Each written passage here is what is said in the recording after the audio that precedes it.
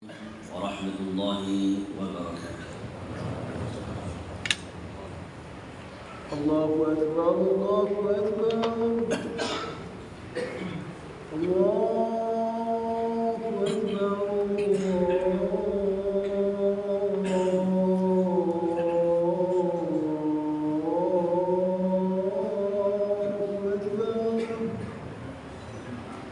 أشهد أن لا إله إلا الله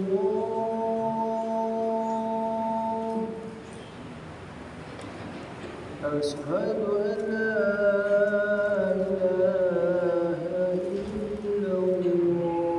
إلا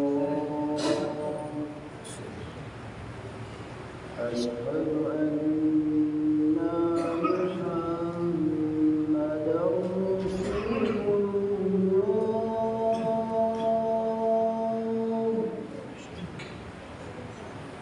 أشهد أن محمدا رسول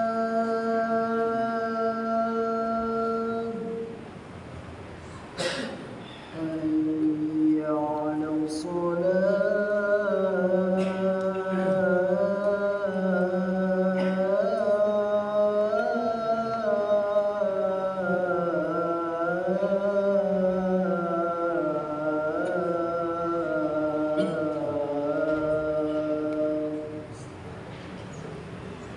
حي على حي على الفلاح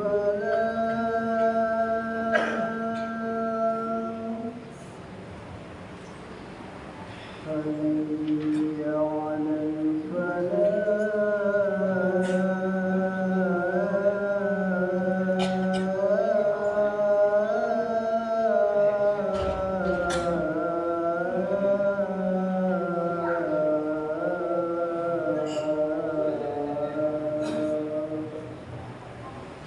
الله أكبر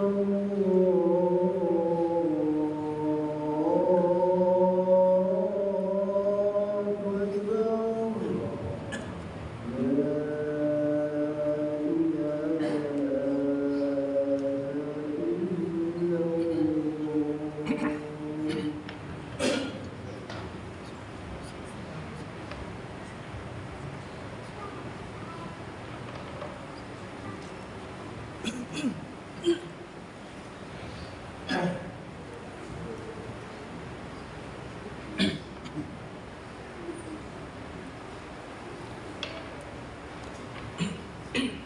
الحمد لله الملك الجليل والهادي إلى سواء السبيل.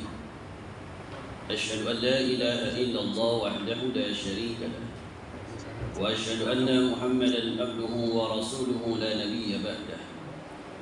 اللهم صل وسلم وكرم وعظم على سيدنا وحبيبنا وشفيعنا ومولانا محمد وعلى آله وأصحابه والتابعين لهم بإحسان إلى يوم الدين. أما بعد، فيا عباد الله اتقوا الله اتقوا الله اتقوا الله حق تقاته ولا تموتن إلا وأنتم مسلمون. قال الله تعالى في القرآن الكريم بعد أعوذ بالله من الشيطان الرجيم بسم الله الرحمن الرحيم ما كان الله ليعذبهم وأنت فيهم الآية. Masyiral mu'minin rahimakumullah. Melalui mimbar yang mulia ini khatib berwasiat untuk diri khatib sendiri dan juga jamaah yang berbahagia. Marilah kita tingkatkan keimanan dan ketakwaan kita kepada Allah Subhanahu wa taala dengan melaksanakan seluruh perintah Allah Subhanahu wa taala, tentunya dengan mengikuti caranya baginda Rasulullah sallallahu alaihi wasallam.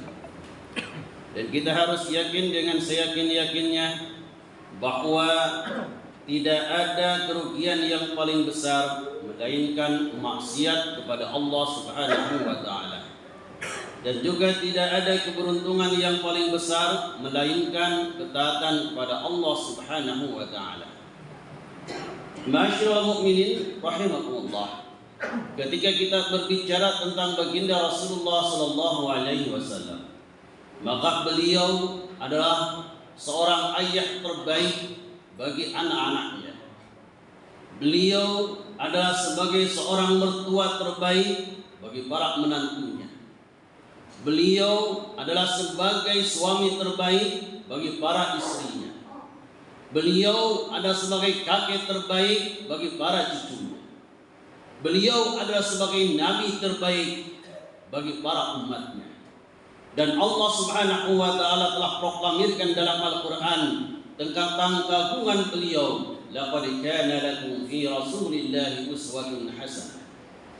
Ma'asyiral mu'minin rahimakumullah. Jumhur ulama mengatakan innallaha akraman nabiyyahu bi khamsi karamatin. Sesungguhnya Allah Subhanahu wa taala memuliakan nabinya baginda Muhammad SAW dengan 5 kemuliaan.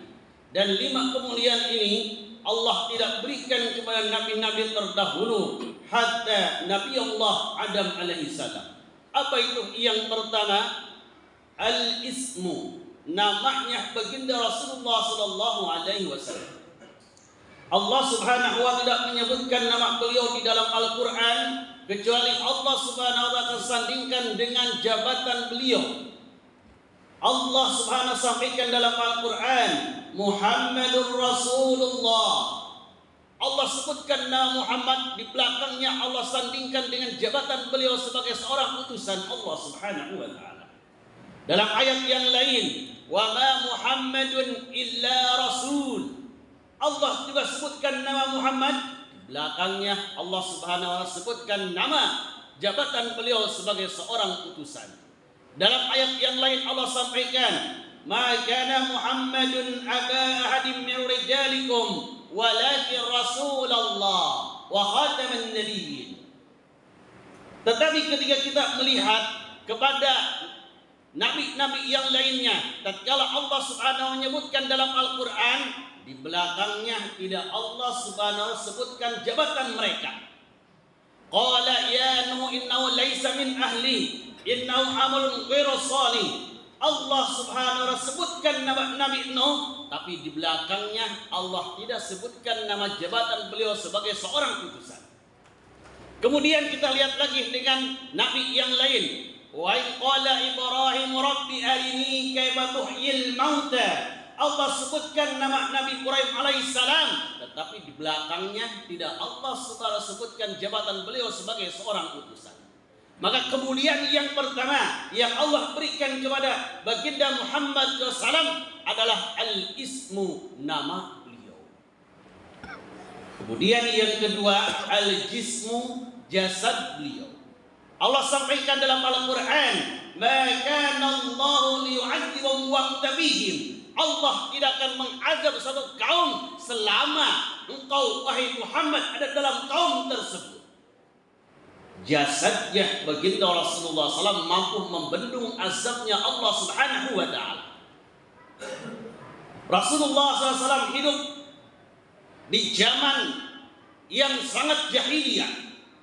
Ketika itu kafir Quraisy kerjaan tiap harinya berjudi, berzina, membunuh, sampai puncak daripada kejahilannya. Mereka ini menginginkan untuk membunuh baginda Rasulullah SAW. Tetapi di dalam sejarah tidak ada Allah Subhanahu turunkan azab kepada orang-orang yang akan membunuh baginda Rasulullah SAW. Tidak ada ceritanya Allah Subhanahu wa taala di dalam Al-Qur'an keterangan Nabi Allah Subhanahu turunkan azab di kota Mekah dan Madinah. Tidak ada. Kenapa? Karena jasadnya Rasulullah mampu membendung azabnya Allah Subhanahu wa taala. Berbeda dengan Nabi Allah Musa alaihissalam. Beliau memiliki umat namanya Fir'aun laknatullah alaih. Maka Nabi Musa alaihissalam berdakwah kepada Fir'aun laknatullah alaih. Dalam singkat cerita, Fir'aun laknatullah alaih beserta pengikutnya berusaha untuk membunuh baginda Musa alaihissalam. Maka Nabi Musa alaihissalam mereka pergi beserta tentaranya, beserta sahabatnya, beserta kaumnya, sehingga Nabi Allah Musa alaihissalam menemui satu tempat yaitu lautan. Maka Allah Subhanahu perintahkan kepada Nabi Musa, wahai Musa, pukulkan tongkat kamu. Maka Nabi Allah Musa alaihissalam memukulkan tongkat, maka terbelahlah 12 jalan. Sehingga Nabi Allah Musa alaihissalam berjalan di atas lautan yang sudah terbelah tersebut sampai di ujung daripada lautan seberangnya. Ketika sudah sampai di sana, maka Allah perintahkan kepada Musa, wahai Musa, sekarang pukulkan kembali. Maka dipukulkanlah oleh Nabi Musa sehingga Fir'aun laknatullah alaih dan pengikutnya mendapatkan azab Allah Subhanahu wa taala, ditenggelamkan dalam lautan. Ini kenapa? Sama-sama orang-orang kafir Quraisy akan berusaha untuk membunuh baginda Rasulullah SAW, tidak diazab oleh Allah Subhanahu wa taala. Fir'aun dia akan berusaha untuk membunuh Musa alaihissalam, diazab oleh Allah Subhanahu wa taala karena jasadnya Nabi Musa tidak mampu membendung azabnya Allah Subhanahu wa taala. Nabi Allah Nuh alaihissalam, beliau berdakwah 950 tahun. Bagaimana kehidupan akhir kaumnya? Maka Allah Subhanahu wa taala azab.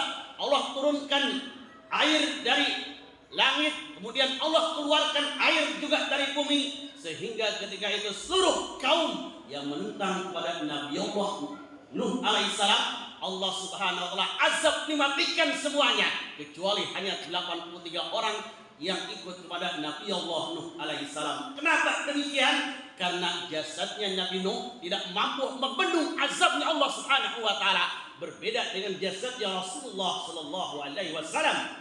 Maka selama Rasulullah ada, Allah tidak akan turunkan azab walaupun hidup di dalam kejahilian, kemusyrikan yang sudah sampai pada puncaknya.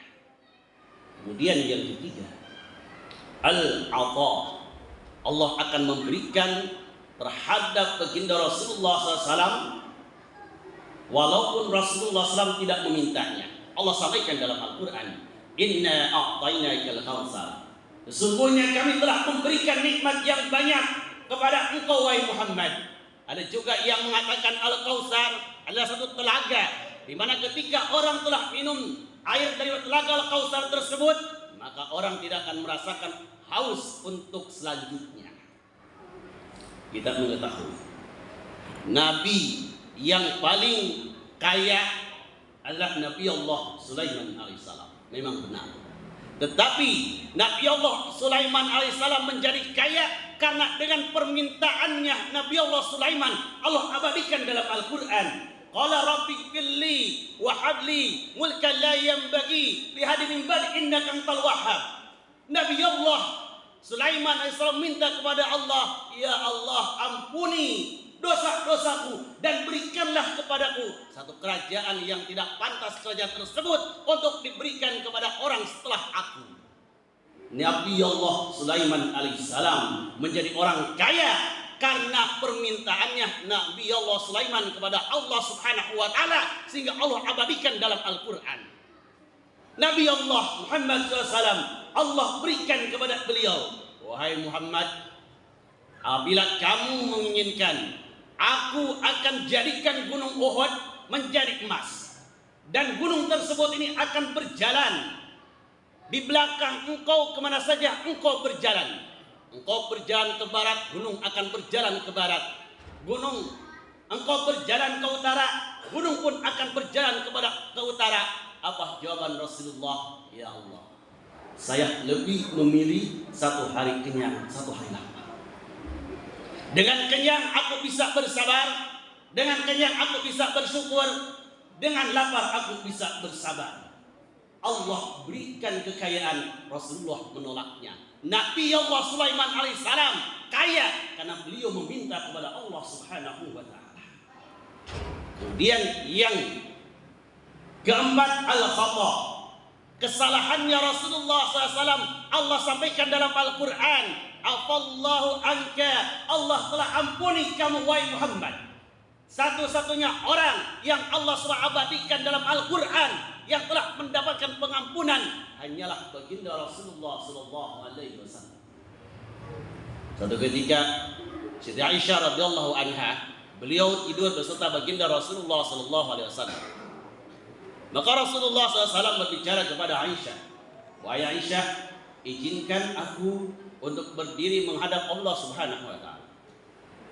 Kemudian Aisyah mengatakan, ya Rasulullah, malam ini sebenarnya saya pengen selalu berada di samping engkau, tetapi karena engkau minta izin, aku izinkan. Maka Rasulullah terbangun, kemudian beliau ambil air wudhu, berdiri menghadap Allah Subhanahu wa taala sambil menangis. Tatkala sudah selesai, maka Aisyah radhiyallahu anha, beliau bertanya kepada baginda Rasulullah SAW, limadza tabki ya Rasulullah? Kenapa engkau menangis ya Rasulullah? Ma'anda wa qad ghafara laka ma taqaddama min dhanbika wa ma ta'akhkhar. Sementara Allah Subhanahu wa taala telah sebutkan dalam Al-Qur'an seluruh daripada dosa engkau. Andaikan ada, Allah Subhanahu wa taala ampuni yang lalu dan yang akan datang. Di bulan suci Ramadan di waktu siang saya berhubungan dengan istri saya, maka konsekuensi apa yang harus saya lakukan? Apa kata Rasulullah? Maka kamu harus memerdekakan hamba sahaya. Pemuda tersebut mengatakan, ya Rasulullah, saya tidak memiliki hamba sahaya. Kemudian kata Rasulullah SAW, kalau demikian, maka kamu harus puasa 2 bulan berturut-turut. Apa jawaban tersebut? Ya Rasulullah, saya tidak mampu puasa 2 bulan berturut-turut. Kalau demikian, maka kamu harus memberikan 60 orang fakir miskin makan. Begitupun jawaban pemuda tersebut, ya Rasulullah, saya tidak mampu memberikan makan 60 orang fakir miskin. Kemudian Rasulullah SAW beliau masuk ke kamarnya, mengambil daripada kurma, diserahkan kepada pemuda tersebut. Wahai pemuda, ini kurma tolong bagikan kepada orang miskin di sekitar rumah kamu. Apa jawaban pemuda tersebut? Ya Rasulullah, di kampung saya yang paling miskin adalah saya. Maka Rasulullah dengan tersenyum mengatakan, kalau demikian kamu pulang, kasihkan ini kurma untuk istri kamu. Masyaallah mukminin rahimakumullah, kafaratul uzma di dalam Al-Quran hanya sampai 3 saja. Yang pertama, kalau seandainya seorang laki-laki suami istri berhubungan di waktu siang di bulan suci Ramadan, maka dia harus memerdekakan hamba sahaya. Kemudian yang kedua, kalau nggak mampu, dia harus puasa 2 bulan berturut-turut.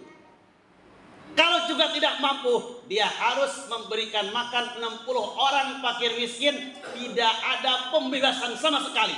Tapi Rasulullah SAW memberikan kebebasan kepada pemuda tersebut, tidak kena kafaratul uzma. Bahkan dia mendapatkan kurma dari baginda Rasulullah SAW, dan Allah senang, Allah Subhanahu wa taala ridha dengan keputusan baginda Rasulullah SAW. Masyaallah mukminin rahimakumullah. Begitu mulianya baginda Rasulullah SAW, Allah agungkan beliau, maka sudah sepantasnya kita buktikan cinta kita kepada baginda Rasulullah SAW dengan selalu lisan kita berselawat kepada baginda Rasulullah SAW. Dalam kitab Mukasyafatul Qulub, Imam Ghazali menyampaikan, ada seorang pemuda, dia bermimpi berjumpa baginda Rasulullah SAW. Ya Rasulullah, apakah engkau mengenal kepada aku? Apa kata Rasulullah? Saya tidak kenal dengan kamu, wahai pemuda. Maka pemuda tersebut mengatakan, ya Rasulullah, ulama-ulama kami mengatakan seorang nabi akan lebih mengenal kepada umatnya dibandingkan seorang ibu kepada anaknya. Apa jawaban Rasulullah? Benarlah apa yang dikatakan oleh para ulama, akan tetapi kenalnya seorang nabi tergantung sebanyak mana umatnya bersolawat kepada nabinya. Sementara selama ini kamu tidak pernah bersolawat kepadaku, kata Rasulullah, maka aku tidak kenal kepada kamu. Maka setelah itu terbangun, maka beliau, pemuda tersebut ini, dia mengistiqomahkan setiap hari bersolawat kepada baginda Rasulullah Sallallahu Alaihi Wasallam. Tak lama kemudian beliau berjumpa lagi dalam mimpi beserta baginda Rasulullah SAW. Kemudian pemuda tersebut bertanya lagi, ya Rasulullah, apakah engkau mengenal kepada aku sekarang? Jawaban Rasulullah, ya kenal. Karena sekarang kamu telah istiqomah membaca salawat kepadaku setiap hari 100 kali. Masyaallah mukminin rahimakumullah. Maka kita mengharapkan syafaatnya baginda Rasulullah SAW. Maka hiasi lidah kita dengan selalu bersalawat kepada baginda Rasulullah SAW. A'udzu billahi minasyaitonir rajim. Bismillahirrahmanirrahim. Wal 'asri innal insana lafi khusr illa alladhina amanu wa 'amilus salihati wa tawassaw bil haqq wa tawassaw bis sabr. اللهم صل على سيدنا محمد وعلى آل سيدنا محمد. أشهد أن لا إله إلا الله وحده لا شريك له وأشهد أن محمدا عبده ورسوله لا نبي بعده. اللهم صل وسلم على سيدنا محمد النبي الأمي الحاشمي وعلى آله وأصحابه البررة الكرام وعلى سائر الأنبياء المرسلين وعلى الملائكة المقربين. أما بعد. يا أيها الذين آمنوا اتقوا الله وقولوا قولا سديدا يصلح لكم أعمالكم ويغفر لكم ذنوبكم ومن يطع الله ورسوله فقد فاز فوزا عظيما. إن الله وملائكته يصلون على النبي يا أيها الذين آمنوا صلوا عليه وسلموا تسليما. اللهم صل على سيدنا محمد وعلى آل سيدنا محمد كما صليت على سيدنا إبراهيم وعلى آل سيدنا إبراهيم وبارك على سيدنا محمد وعلى آل سيدنا محمد كما باركت على سيدنا إبراهيم وعلى آل سيدنا إبراهيم في العالمين إنك حميد مجيد. اللهم اغفر للمؤمنين والمؤمنات والمسلمين والمسلمات الأحياء منهم والأموات إنك سميع قريب مجيب الدعوات يا قاضي الحاجات. اللهم ارزقنا إيمانا قويا ويقينا صادقا واعتقادا جازما. اللهم افتح لنا فتوح العارفين. اللهم سلمنا وسلم ما معنا. اللهم احفظنا واحفظ ما معنا. اللهم بلغنا وبلغ ما معنا. اللهم رفع درجات ما معنا. منا ومنك الإجابة استجب دعانا يا الله يا رحمن يا رحيم برحمتك يا أرحم الراحمين. ربنا ظلمنا أنفسنا وإن لم تغفر لنا وترحمنا لنكونن من الخاسرين. ربنا تقبل منا إنك أنت السميع العليم وتب علينا إنك أنت التواب الرحيم. ربنا آتنا في الدنيا حسنة وفي الآخرة حسنة وقنا عذاب النار. عباد الله إن الله يأمر بالعدل والإحسان وإيتاء ذي القربى وينهى عن الفحشاء والمنكر والبغي يعظكم لعلكم تذكرون. أقم الصلاة. الله أكبر.